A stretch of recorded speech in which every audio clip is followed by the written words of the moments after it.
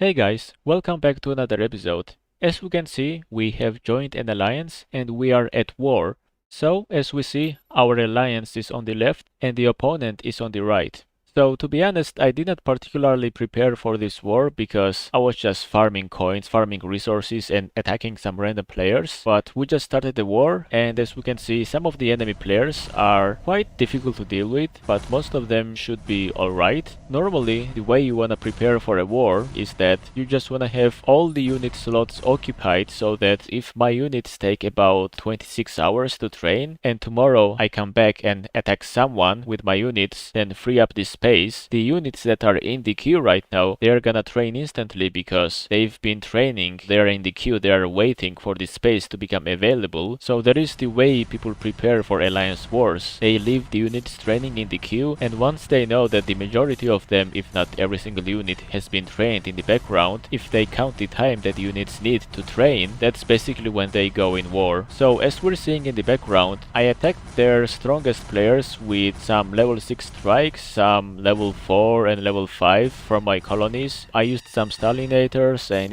every now and then I used some Colossi as well with Menders, but most of the players were around level 5. And by the way, the one important thing that you guys should do, and this is like number one rule that you guys should follow, and yes, it is really important, you guys should never have your colonies close to your main base, and especially you should never have your colonies in the same galaxy as your main planet, because what people do is that when you go into alliance war, you don't only get points from attacking enemy's main base, you get points from attacking their colonies. Like any colony, they give same amount of points as your main base, except that normally your colonies are lower level, which is the reason why you get less points. But technically, if those colonies were the same level as your main base, then they would give the same amount of resources. So what I did in this war is that I attacked a bunch of colonies with level 7 marines, and to be honest, the majority of my points and the majority of our alliance's points came from just attacking enemy's colonies, because the majority of the enemy players never spread out their colonies, they were right there. Like, let me explain you guys something. We're gonna go into a galaxy and I'm gonna show you guys what to do, what is normal, and like where to have your colonies and such, so that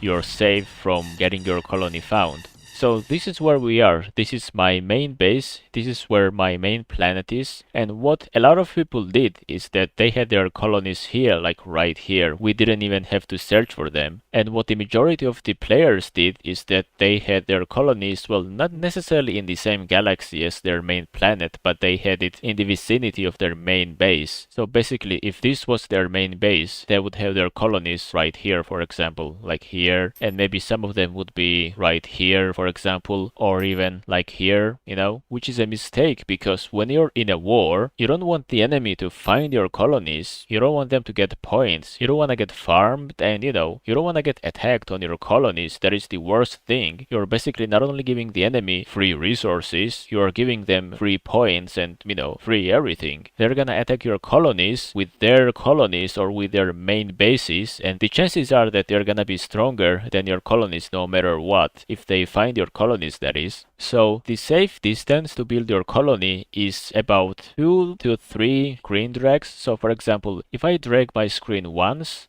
that's 1. And if I drag my screen once more, like for example, this is somewhat of a safe space. Like when you're in a war, the enemies won't even look for your bases if they cannot find it without moving their screen, like around your main base. So basically, if we build our first or second or whatever colony, like somewhere here, this is like so far away from our main base that the enemy has almost no chances of finding our colonies if they are this far away. But other than that, when you're going into a war, you should make sure that, obviously, when you lose your warp gates, all the units inside that warp gate die. So normally, outside of alliance wars, when people wanna attack you, they are looking for resources. They don't care about your bunkers, they don't care about your warp gates, they don't care about anything. What they care about is resources. So if your base is not for alliance wars, and if you're not in an alliance, then you should not care about these details. But if you are, then you should protect your warp gates. Like warp gates are really crucial part of your base if you are in a war. So in case you wanna go offline and you are at a war, then something that you could do is that you could train a bunch of, whether it is marines, looters, or any cheap units. You should fill up your warp gates with those units and then queue up all the units that you need, such as colossi, strikes, stalinators and such. And when you come back like the next day or something, the chances are that your base is gonna get destroyed by the enemy. But when you repair the base, yeah, you're gonna lose those marines or looters or whatever, the cheap units. But when you repair your base, those units that were in a queue will be instantly trained once you repair the base, such as, whether it is colossi or, any other important strong unit that you did not want to lose. That way, basically, you're not gonna lose any single important unit, and the units are gonna be saved inside the queue in the background. The good thing about Alliance Wars is that you can attack the enemy as many times as you want. So if you guys have any cheap, quickly trainable units, such as Marines, like level 7 Marines are amazing for Alliance Wars. They get unlocked at around level 4 Starbase. So if your Starbase is level 4 and you are able to upgrade your Marines to level 7, like to do that, you guys have to win either one war and just get really small amount of war points, or you could just buy it for 30 chips or something. So those units are really cheap but really strong, like they are really important. You probably are gonna use those units till like, I don't know, for so long, like no matter if your starbase is level 7, 8 or 9. The power of level 7 Marines is not the fact that they're strong or whatever. The power lies behind their efficiency, because it takes 6 seconds to train them, they have huge HP for their level, they have good attack, and they take 10 space in your warp gate, which is really efficient for a unit like that. Which is basically what I'm doing right now. I'm attacking a bunch of enemies with level 7 Marines, because I don't wanna waste my strong units and more resources to just attack level 4, 5 or level 3 players. And besides, I didn't wanna just use my power to like defeat weaker players. I just felt that it would be fair for me to attack those players with level 7 Marines, which come from level 4 starbase. So I guess it's fair to say that even though I am way higher level than majority of the players that we're attacking right now, using level 7 Marines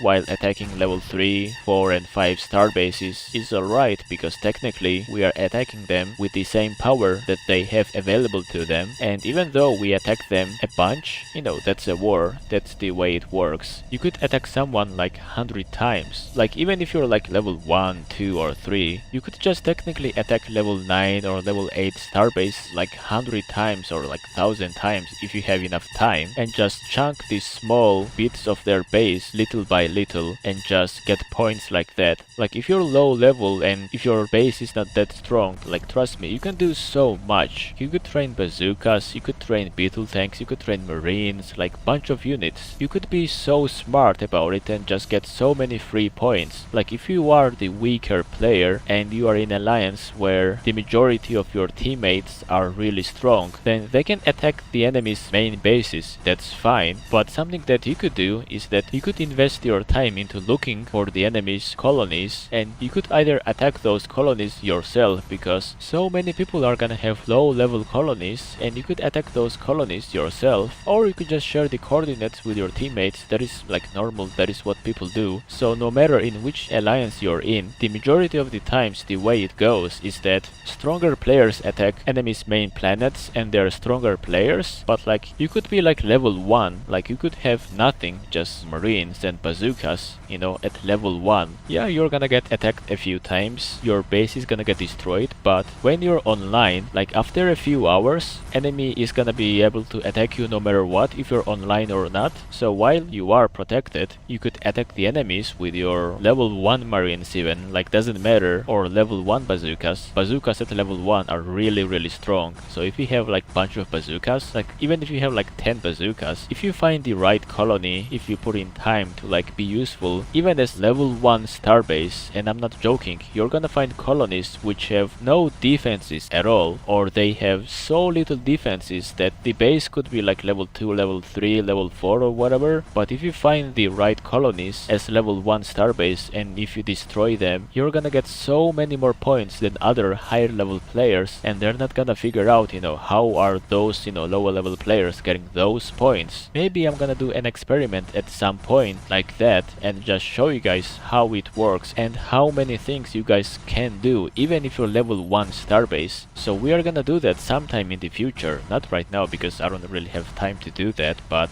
at some point we are gonna do that because that actually seems really interesting for me, and I think it would be really educational for you guys to like see and like for me to prove that you can do so much more no matter what level you are. You can be useful no matter what. There are always things that you are able to do that can support your alliance. And by the way, as you guys might have noticed, we did win this war by a KO, by a knockout, because we had too many points, and normally KO happens somewhere around 15 to 20 hours after the battle has started. And if you have too many points, like 10, 20, 50 times more points, like you're gonna win a war there instantly after a knockout. So that's the way we won the war. It was somewhat easy because we found basically almost all of the enemy's colonies, and even purely because of that reason we got so many points compared to the enemy that they had no chance of catching up with us, because as I said, we have destroyed so many of their colonies. And this goes to like square one, what I mentioned. You should always spread out your colonies and make sure that enemy cannot find your colonies, because that is important. You can lose the battle like simply by just having your colonies exposed and available to the enemies to destroy. Like that is one of the main reasons right now why our opponent lost the battle here, because the majority of our players had their colonies spread out. The enemy could not find them. Yes, they found some of our colonies, but they didn't find the majority, whereas we found the majority of their colonies, plus we were a bit stronger as well. So all of those things combined helped us to win a war by a knockout, like by a huge margin. So yeah, that's that basically. That's the way our war went. And I'm gonna leave you guys with some footage of me attacking some more players of the enemy's alliance members, and I hope you guys enjoyed, and I'm gonna see you guys in the next one. Bye bye.